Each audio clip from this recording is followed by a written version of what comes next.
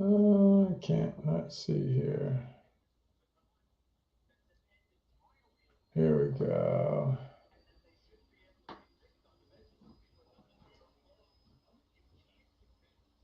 I have found it. I'm not going to start it right away. We'll talk a little while first. But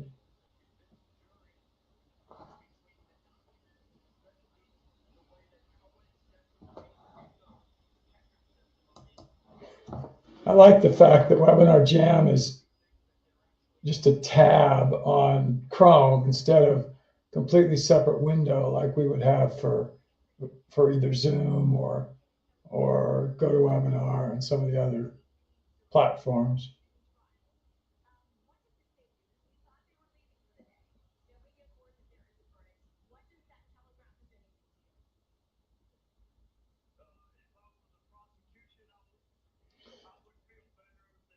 So we're having unbelievably nice weather, 70 degrees today, and clear. Actually, it's 67 right now.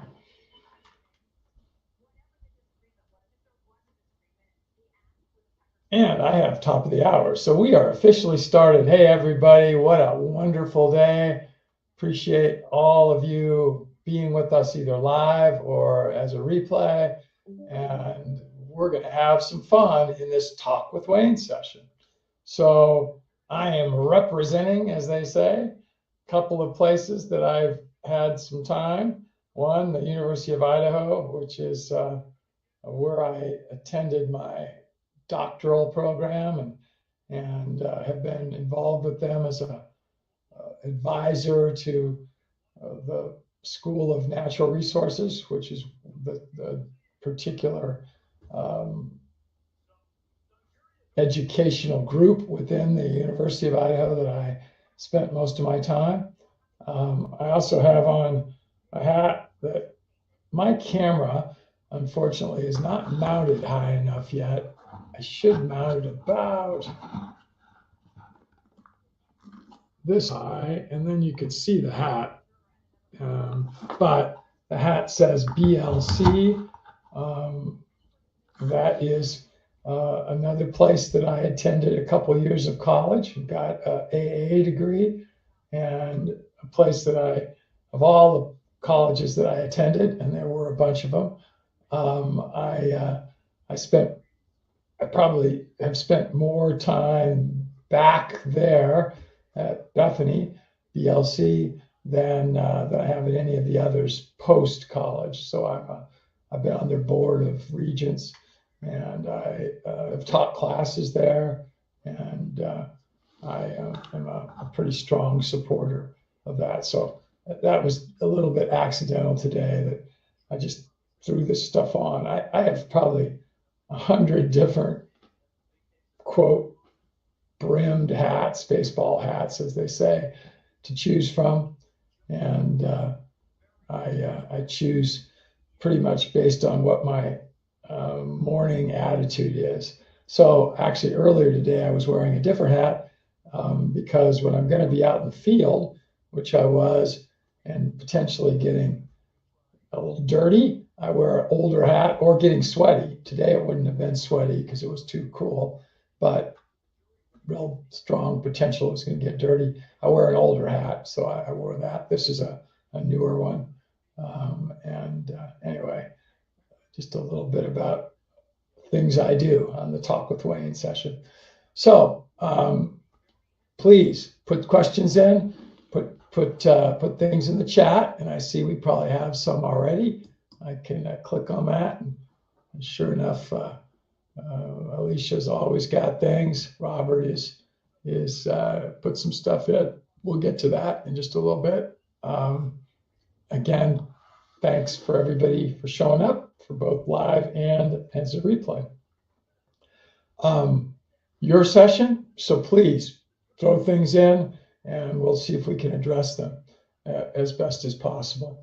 I have a couple topics. One that's very relevant immediately here in the United States, maybe worldwide. I don't know how much press it's gotten, but supposedly the verdict has been reached in the trial that's going on with our ex-president, former president, Donald Trump, and in New York.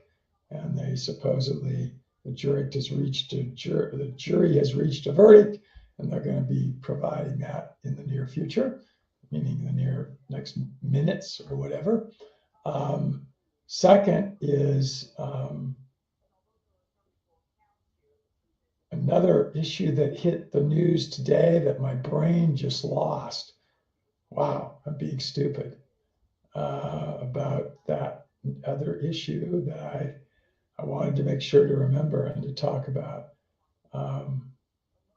It's not related to any kind of a trial. It'll come to me. So while I'm thinking about that, let's get to some of people's thoughts and questions. Alicia says, any thoughts about bioswales to help mitigate urban flooding related to climate change? Well, first, let's just stick with the whole perspective of bioswales. I'm not sure if there's a difference between a swale and a bioswale. I'm assuming you mean that it's not something that's concrete, so that it's a land contour. A swale means a dip in the topography. If this is the hillside going down like this, a swale would be something that's cut into it like this and then goes out. So this would be a swale cut like this. You know what, Mark? Let's use that whiteboard thing. Yeah, that'd be cool. I'm gonna turn that on. All right. So here's a slope on a hill, and I'm a terrible artist, but a swale would be this. And if this slope was continuing around sort of in a circle here. Oh, it won't. Oh, what's that doing? It's not letting me draw up there where it says transparency. If it went kind of continued around like this, the swales would be cut at each of these contours like this.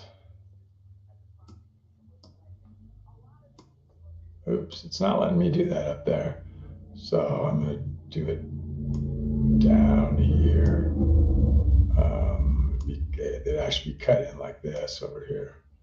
Sorry, wrong direction, like that. Which would stop water from just streaming down the hill like this.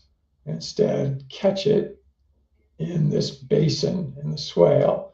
And usually we call it berms and swales, because at the front of this, we even stop more water by not just having it be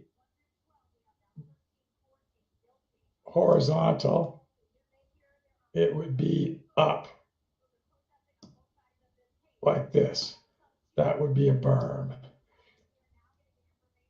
So the water would collect as it streamed down in this swale, and then the swales typically will go downhill in one direction. So let's say in this case, this is the direction, the way I've drawn it, around. And this by the way, would be a slope that went in like this. The swales would be going around, and they'd be going, let's say, downhill here. So once the water accumulated in the swale, it would either go into the soil like this, or it would flow around, down. Usually then the swales will either continue to go into another swale and they go across the hill and keep zigzagging down to the bottom, or maybe there's a creek bed or something that they would reach, and that would be a natural part of the terrain. And most of the water actually will drain down into the soil, and then less will be running off. So we keep it in the system. So a bioswale, in contrast to something non-bio, would be if this was concrete, for example, down here at the bottom, then this wouldn't be happening because that would not be porous. Concrete's a little porous, but not much. But if it's a soil, it would be, especially if it was highly biological, so a bioswale, so lots of, let's say, grass growing in it and nice microbial growth below it, then that would be a great place for water to drain into the area. A lot of times, larger growth of vegetation, plants will be either planted or even grow naturally on the berms, berm and swale system. And you want that to happen because they then get roots that go under the swale and collect more and more water. So that's the whole purpose of a berm and swale system. And mitigate urban flooding. I mean, clearly they would mitigate urban flooding. Any kind of swaling will mitigate flooding. And I think I was just talking about different kinds of designs. So I don't think using non-porous surfaces at the bottom of a swale is going to be nearly as effective as a surface that is porous. Thoughts on bioswales to help mitigate? We talked about that. All right. Is there a CC or captions option available on Webinar Jam?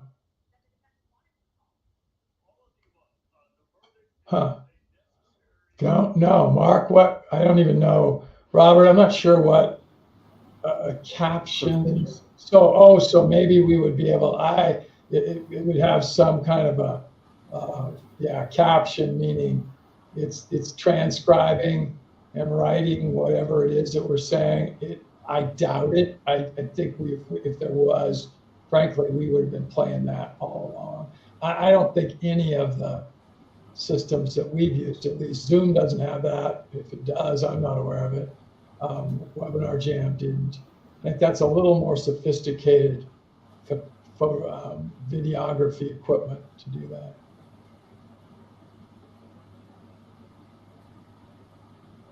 Let's see, have I looked in, Alicia, have you looked into Miyawaki forest methods? We've actually interviewed one Miyawaki close student.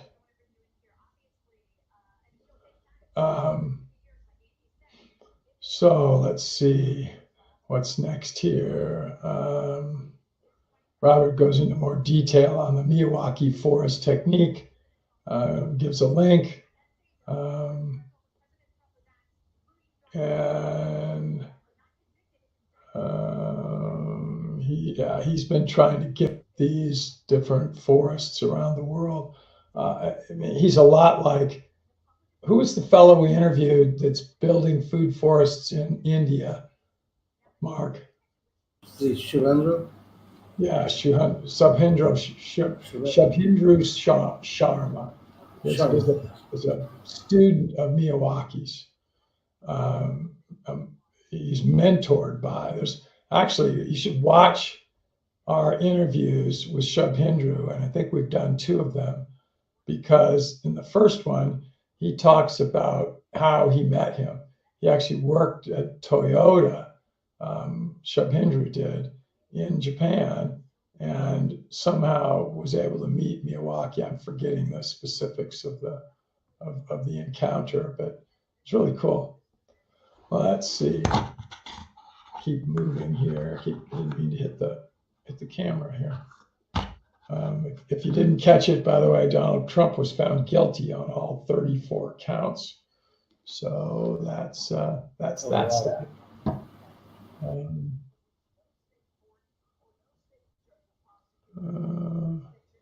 Yeah, Robert gives some description and discussion about Dr. Miyawaki. Yeah, he had some huge impact on the revegetation that's been occurring related to the tsunami and the earthquake and the radiation contamination associated with the nuclear power plant in Japan.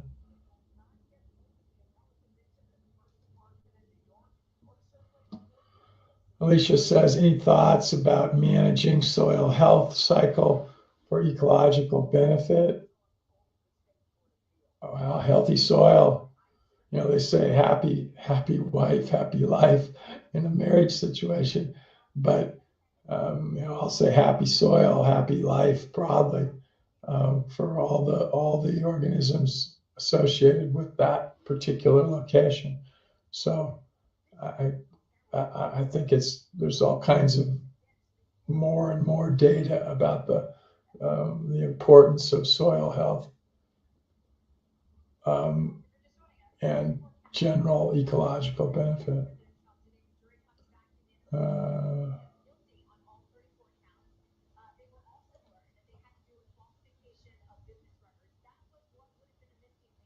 Yeah, Shepard also does what it sounds like Miyawaki. I'm not a student of Miyawaki at all.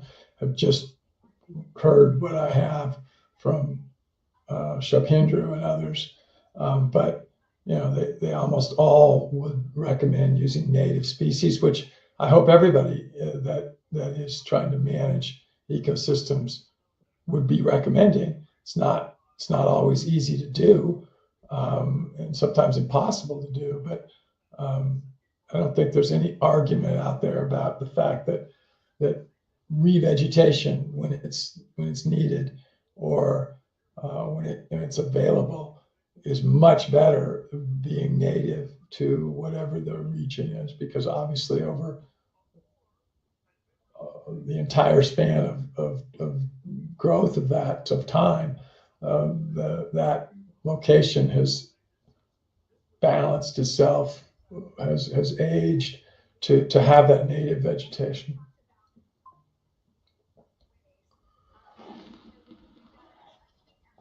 I don't know if you're reading and copying this, Robert, or if you're that great of a student of Miyawaki.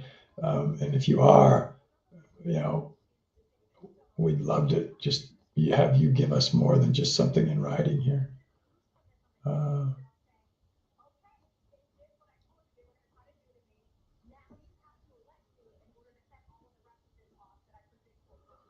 Yeah, Elaine Ingham is very open about how strongly she believes that soil health is vital to the entirety of the health of an ecosystem. By the way, are we using terms that everybody understands? Ecosystems. A lot of times people think they do and they maybe don't. What is the definition of an ecosystem? Somebody put in what they believe. And contrast that to a community in an ecological sense. And then contrast that to a population. So the differences in ecosystem, communities, populations.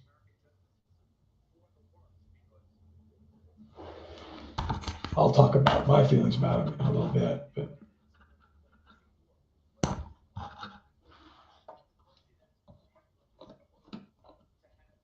great questions and thoughts, everybody. And I'll pull a little bit of a theme out here, and that's that we've seen over the last year or so of doing Talk with Wayne, is maybe these kinds of questions are more often raised than any other. And that's great, because 10 years ago, maybe people wouldn't even have begun a conversation about ecosystems, talking about soil health. They would have been talking about how certain species of large plants or animals are extinct, or how there are X number of exotic species, so invasive, in other words, that's used for them, that have been found in a certain ecosystem situation, and really not any tying back to the soil. So it's exciting that we're seeing more and more emphasis on the soil.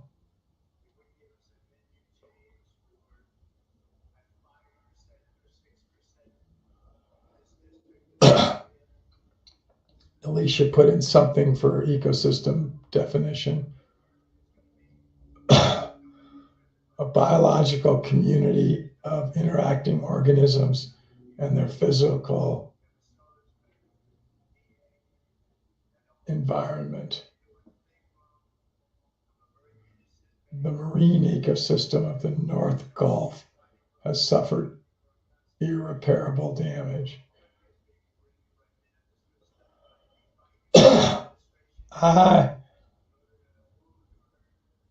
I'm not sure that's the same definition that most biologists would feel comfortable with. I don't know where you got that, but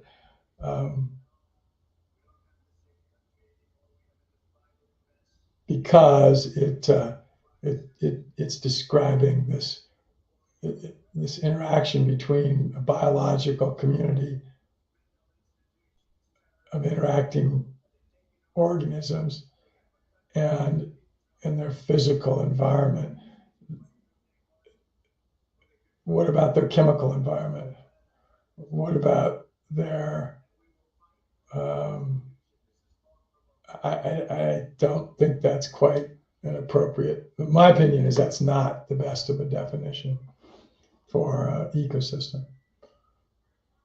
The complex of a community of organisms and its environmental functioning as an ecological unit. I think that's a better description for or a definition of an ecosystem.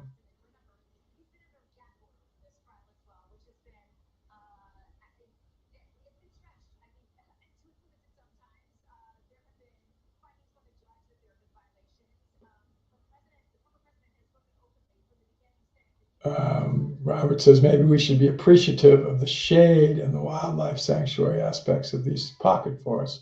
Oh, absolutely we should. You've heard me talk about how on my Mountain Sky Ranch property, temperatures in the lower areas of the property where there are forested areas and large aquatic areas, ponds, streams, are very often considerably cooler, 10 degrees Fahrenheit, for example. So 5 degrees centigrade.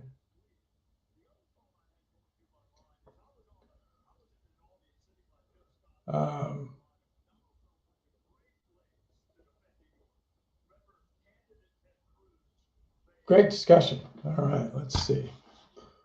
I think we're just continuing on our ecosystem here.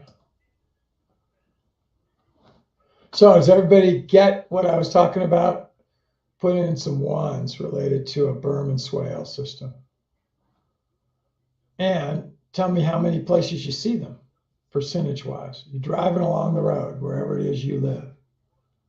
How often do you see something that's a berm and swale, either naturally or man-created?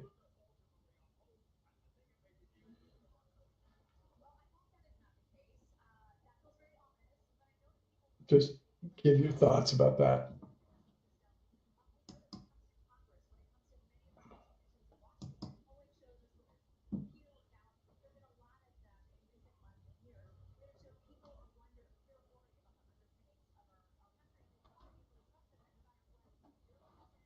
I am going to show a little video here. Let's see. It's going to take a second and it'll start. Here we go. Am I sharing my screen right now, Mark? No, I'm not. No, we don't. I need to go because I still have that slide. Yeah, whiteboard. Let's go back to Screen. showing my screen. Right.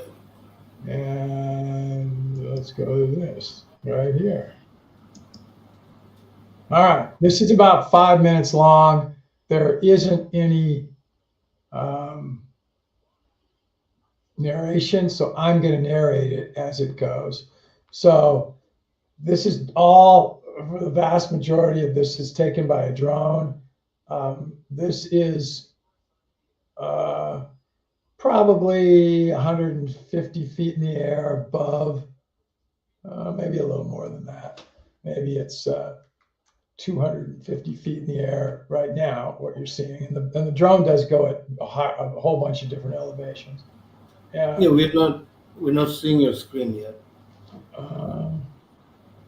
Says I'm sharing. Let's see. Maybe you'll have to.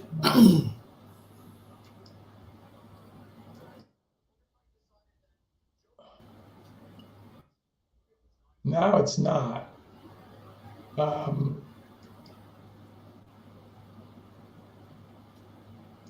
Turn off. Okay. All right. There you go. It looks just like it did before. So, and it says the same thing. All right, so it is now. You're seeing it now? Mark? Yes, we see it now. Yes. Okay. All right, context. This is about 250 feet in the air from a drone. These are granite outcroppings. We've even started to name some of them. This one looks like, when it's down on the ground level, looks like a head. That's about, just to give you perspective, that's about 10 feet high from right here at the neck of this rock up to the top. These are probably 40 feet high here. This one might be 60 feet or so high. These are in that 30 to 40 foot high. This is a stream. By the way, these are taken last weekend, so they're very, very recent. And this is about as green as it gets at this site. This is not dried out grass here. This is the color that it is. It's a brownish beige coloration of grass. Obviously, where it's more green, that's more, yeah, it is grasses. This is mostly grasses. This is sagebrush over here. You'll see better depictions of that. There's a lot of sagebrush in this area. So I'm going to start it playing now. That's what we're naming a portion of the site.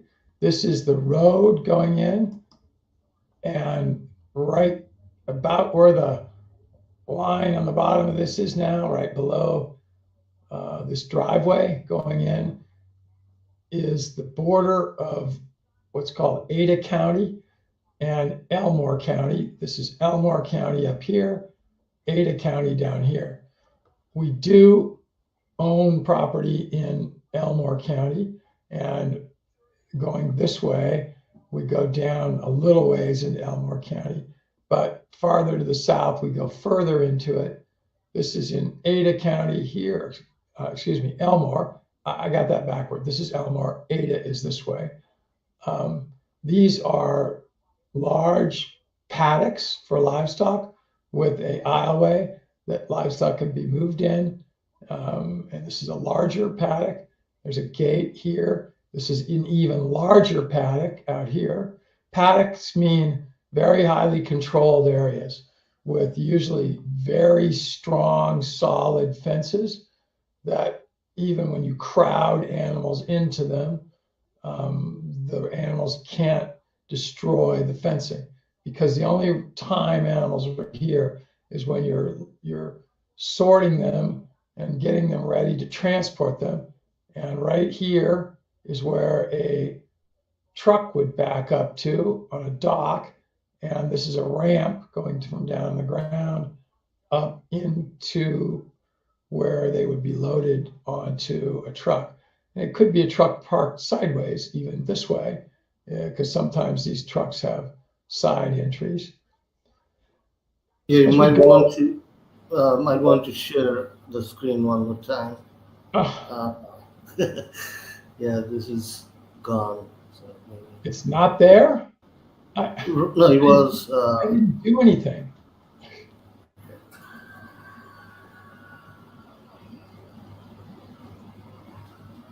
That's weird. Yeah, something is not.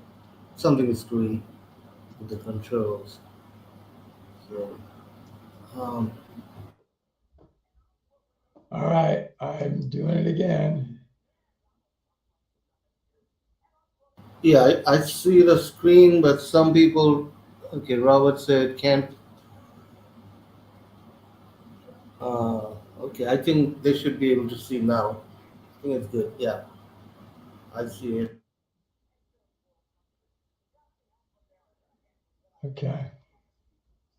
Are we seeing it now? Have them put in ones if they see it. Right, people type in ones if you're seeing it. Okay. So Robert I'm gonna says, yeah, I'm gonna leave it moving now for there a it is now. while. It's a still screen Right. right now, but this is a pond over here that is right as you go in. We'll be taking a lot of these trees and just pruning them and making them a little less dense, just because they're not natives. These are invasives. And then there's a barn right there. You're seeing an edge of it, and it's 80 feet long and 30 feet deep. And then that's a horse trailer that's blurred right there. This one's also about 150 feet in the air, probably. So here we're going to play it. So tell me if it's moving now. Everybody see it. It says Yep. luxury RV resort, ecological business park, large outdoor Yes. amphitheater. So now it's going to show the location. I'm going to stop it. It was just moving. Where we entered was right there. That's where you first saw the view. Those rocks that you were seeing are up in this area. Um, the 2,000 acres are all of this and this. This is 320. This is 1680. And this is a piece of state land, state of Idaho, that's sort of embedded inside of our land. It's actually not fenced, and the previous owners of the site have always used it just like it's their own.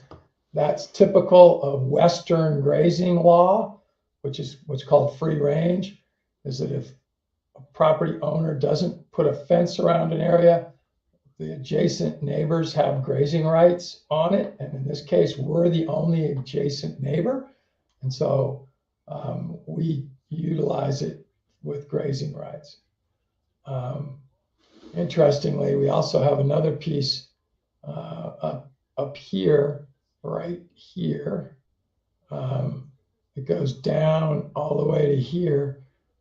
This piece is the state of Idaho's, and yet we have a fence right along here, and the state does not have any fencing in here, and we make full use of this. So that's a 40-acre piece there. This is an 80-acre piece. All these little areas bumping out are 40 acres. And so you can kind of tell this is 240s, so that's an 80. This is 240s, so that's an 80 right there. There's 140 there. There's 140. It's actually more than a 40 because it goes. It's kind of that's not flat up there, straight. That goes at a little bit of an angle. You're going to see it in a future slide, but there are trails that lead from right here. This is a area-wide trailhead, and go 150 miles worth of them up here in the mountains. And one of them goes over to this really beautiful reservoir that's over here called Lucky Peak. So as I keep going, it'll show that. 22 minutes from downtown Boise, right there. 7 miles off the interstate, right here. That Lucky Peak that I talked about, right over here. And there's the 150 miles of trails going all over up here.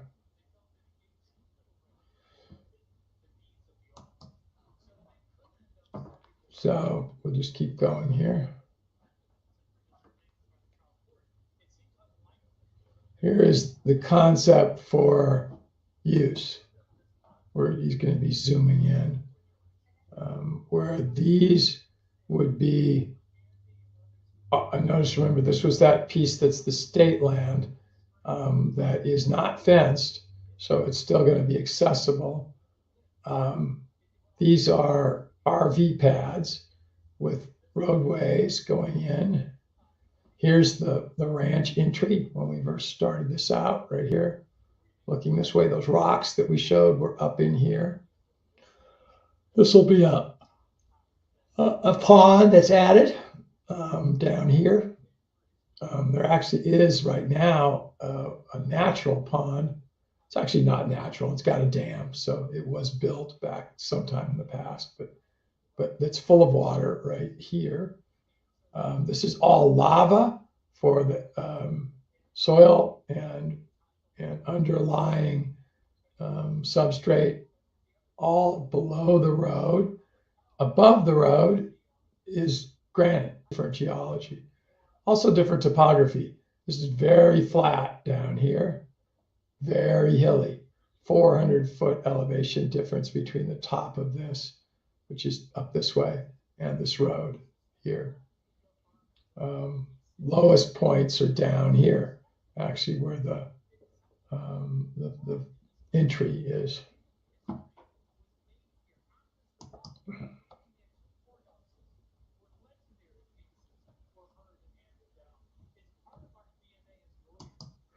So this just shows, this is a recreation area.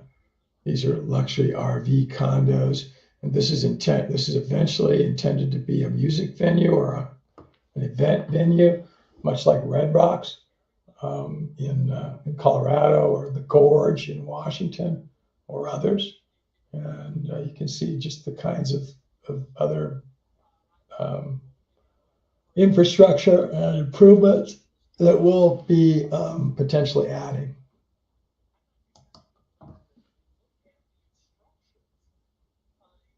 This is the best geological feature. Those are 50-foot lava rock cliffs.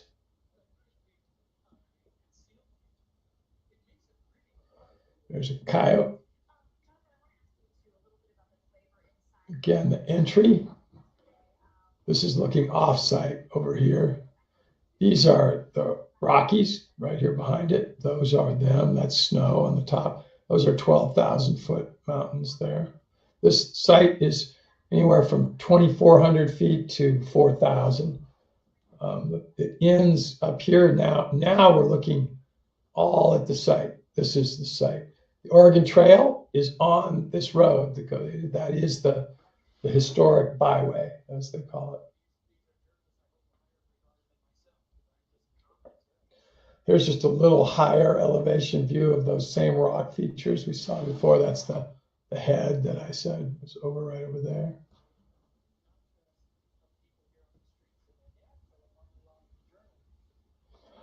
That's put up there to show people if they click.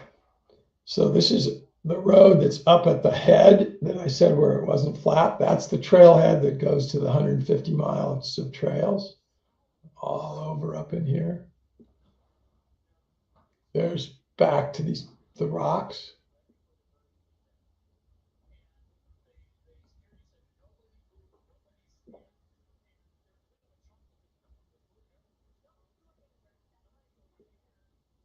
There's that head right down to ground level a little more. This is probably flying 50 feet above the ground. Now even lower.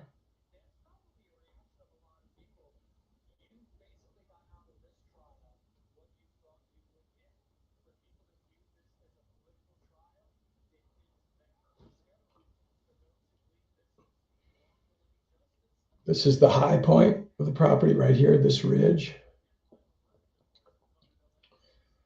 And it goes down and includes this grove of trees that are down in a valley.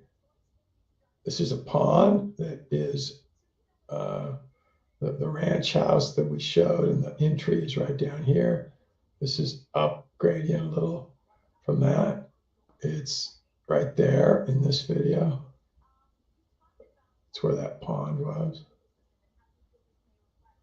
We're backing up towards the ranch house entry.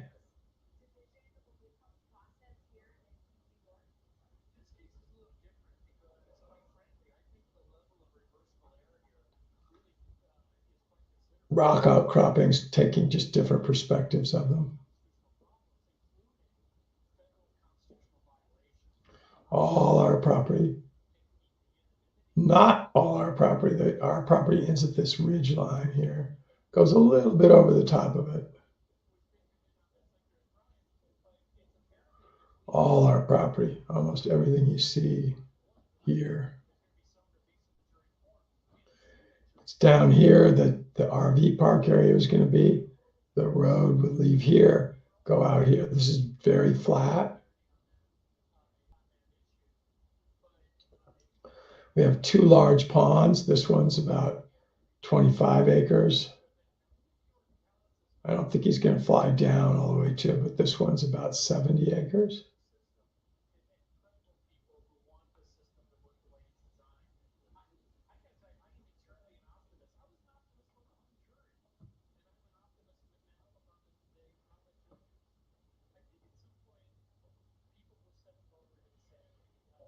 I think it's about done here. 20 seconds left.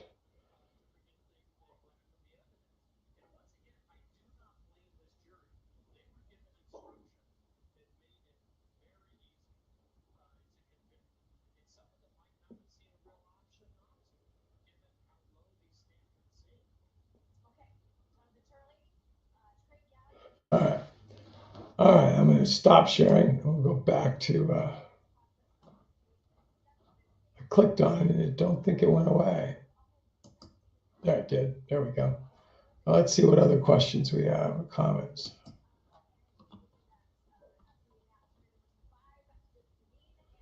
Ecosystem definitions.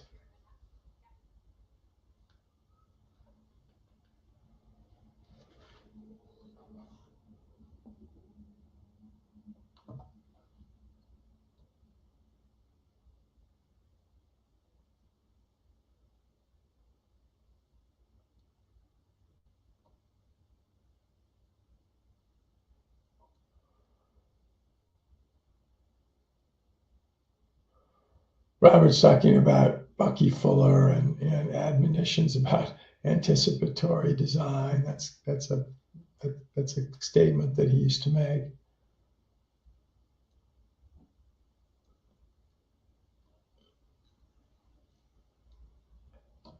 Can't see any sagebrush. That must have been early. You see it now? He did see it. Said, "Yeah, there it is now."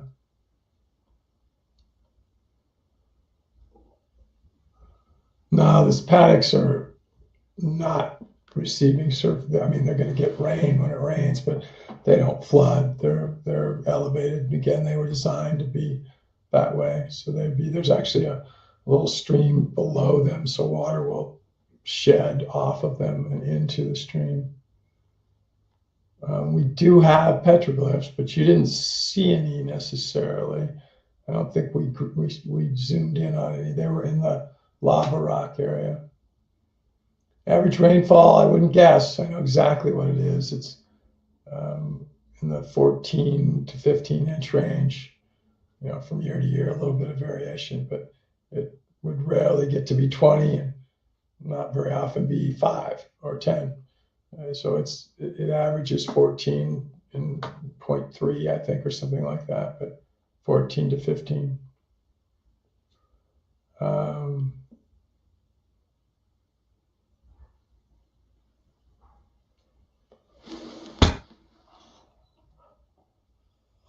Thank you for the comments on the nice video. It is a nice video. And it was actually one of our staff that did all the photography and editing. We'll improve it even with time. Biochar, I love it. I think biochar is a great simulation of burns when it's added to soils. And I think because man has become such a dominant part of most ecosystems, we just can't burn them like they would have naturally burned in the past. And I'm talking all kinds of ecosystems.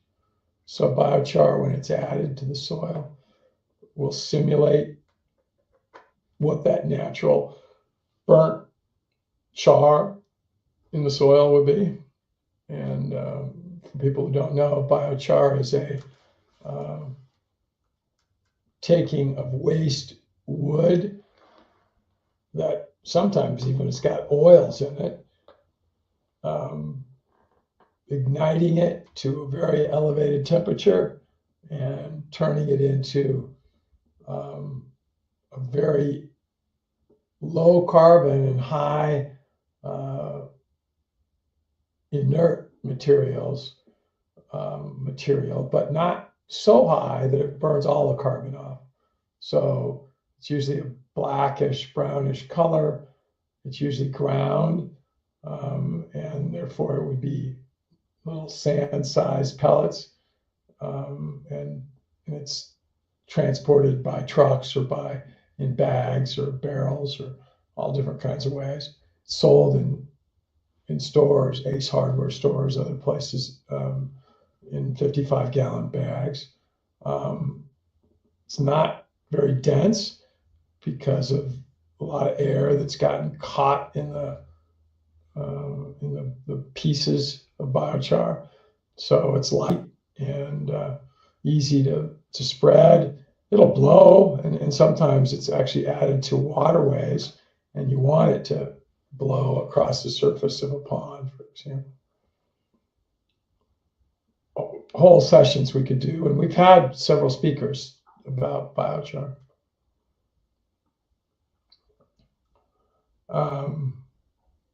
So I'm really high on biochar in terms of what it does. Old volcanic area. Interestingly, yes, part of it. The area below the road was volcanic. It's basalt / lava. People call it by both those names. They're the same material. They're just different names for the same thing. And above the road was granitic, which was essentially also somewhat volcanic, but it would have been what was cooled after many years and hardened, and formed a different kind of a rock, a granite type rock, and a lot more topsoil in the Glava areas. They're either chunks of lava are either cliffs, or they're below the ground surface, but they don't hold much soil above them. Very prone to wind erosion.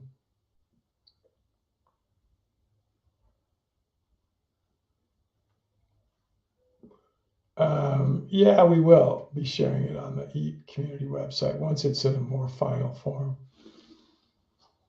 We're not there yet.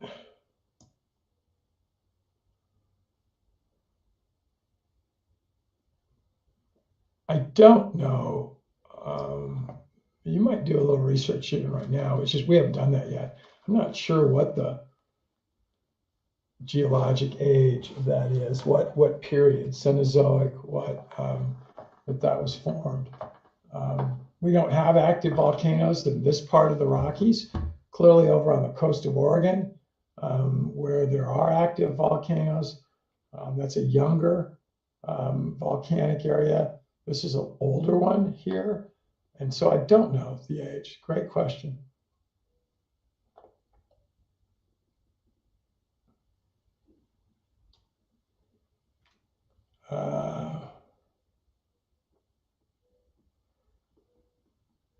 And yeah, the rainfall is very low. This is a mid-altitude desert, foothills, because the weather is impacted by the Rockies that are just to the east. And just like when I lived in Colorado, we got in that 14 to 15 inch of rainfall. Denver gets 14 to 15. And it's a high altitude desert because it's 5 to 7,000 feet. Because of that, it won't grow a lot of the same vegetation that we can grow here. A lot of the berries, for example, naturally grow here. Huckleberries, blackberries, blueberries, strawberries, raspberries. We're a lot lower elevation, even though the rainfall is very similar.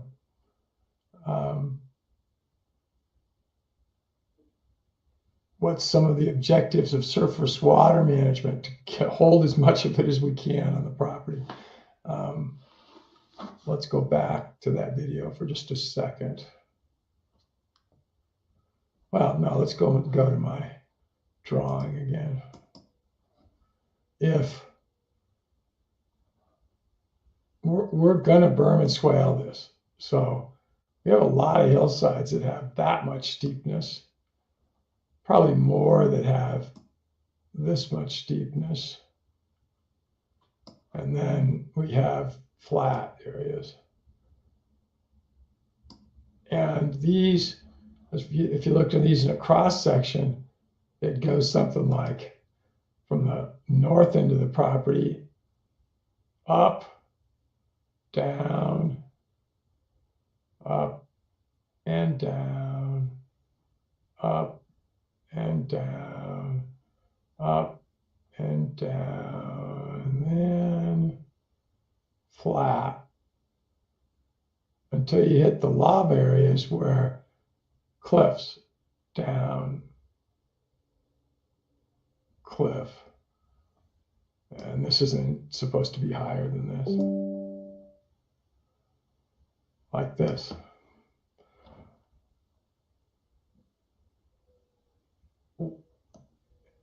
There aren't natural berms and swales. There is a lot of erosion here.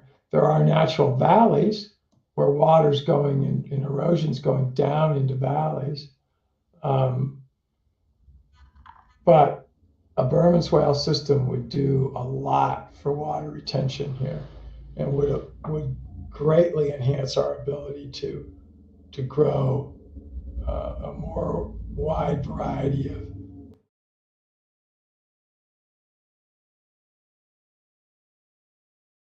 berries, for example. That we don't have very many native berries other than right down in the valley.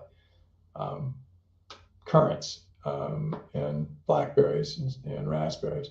But we could get them to grow if we bermed, for example. Let's say up here at the top, we did this.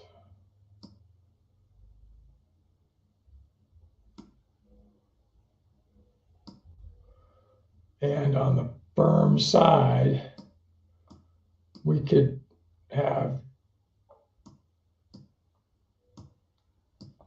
brush and or trees even that we could grow. Just to our east are pine forests at higher elevations.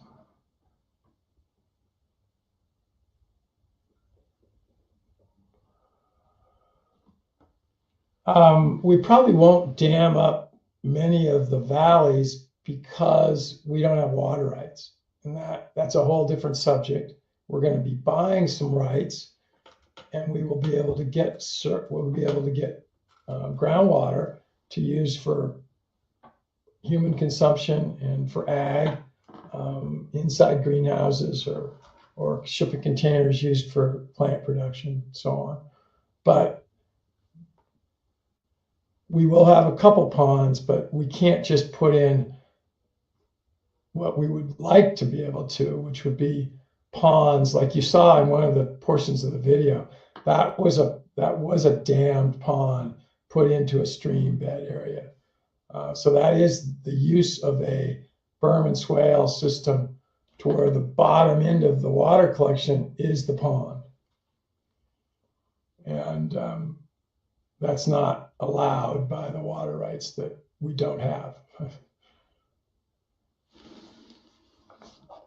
We wouldn't necessarily use rocks, although that one pond that you saw very briefly, that I said was about a 25-acre pond, that's got a lava rock dam. Lava is pretty porous, so you'd have to use clay to seal the surface so the water wouldn't basically just flow through the dam.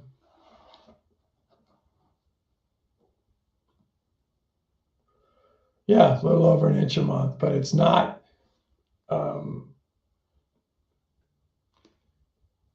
It isn't even across the year.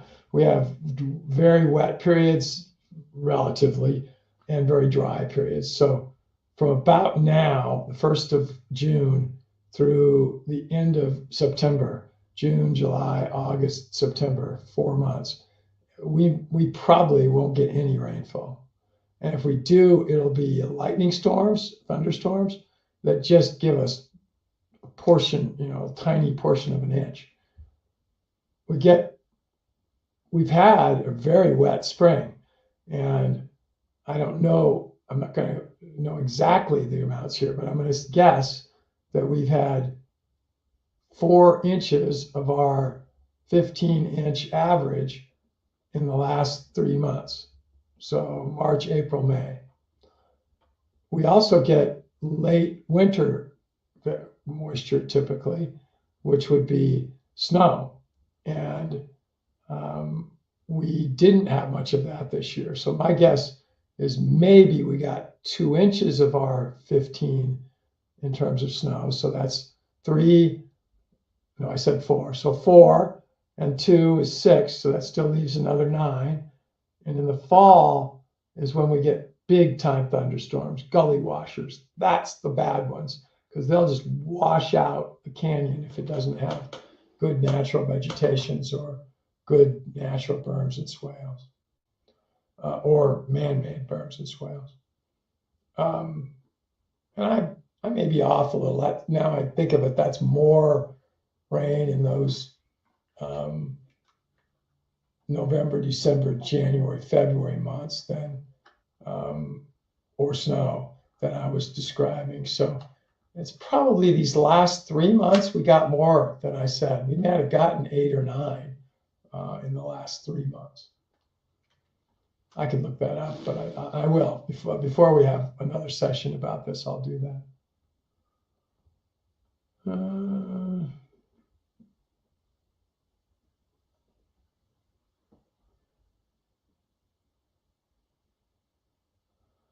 I don't think that Elmore County would have looked a lot different.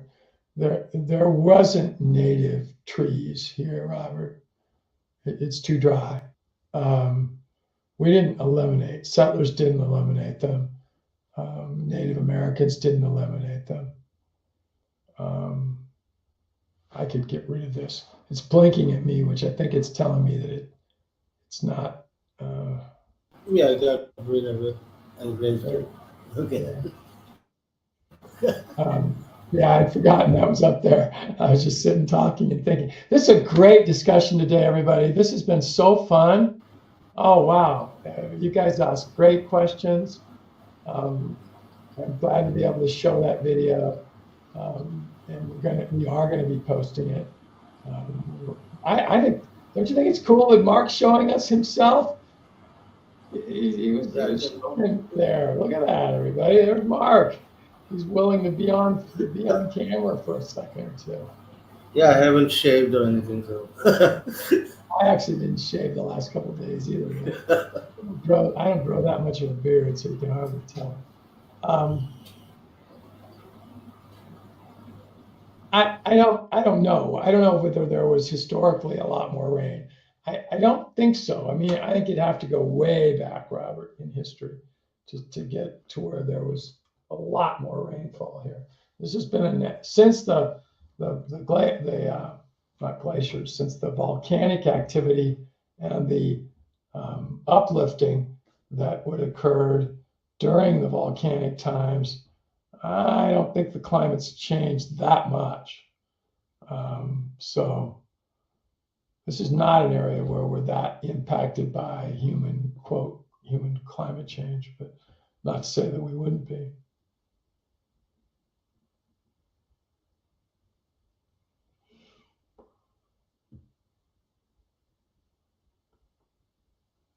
New Mexico's got a lot more rainfall places than we get, Robert. I know that because I've lived there, or not lived, but spent a lot of good amounts of time there. Anyway, great comments, everybody. Well, we are coming right at the top of the hour right now, and this was fun. Great weekends and times for everybody. Enjoy yourselves, enjoy the earth, be good to the earth, be good to each other, love each other. Bye. Take us out, Mark. I think you'll have to because I don't see control. I gotta take this out. Oh my God.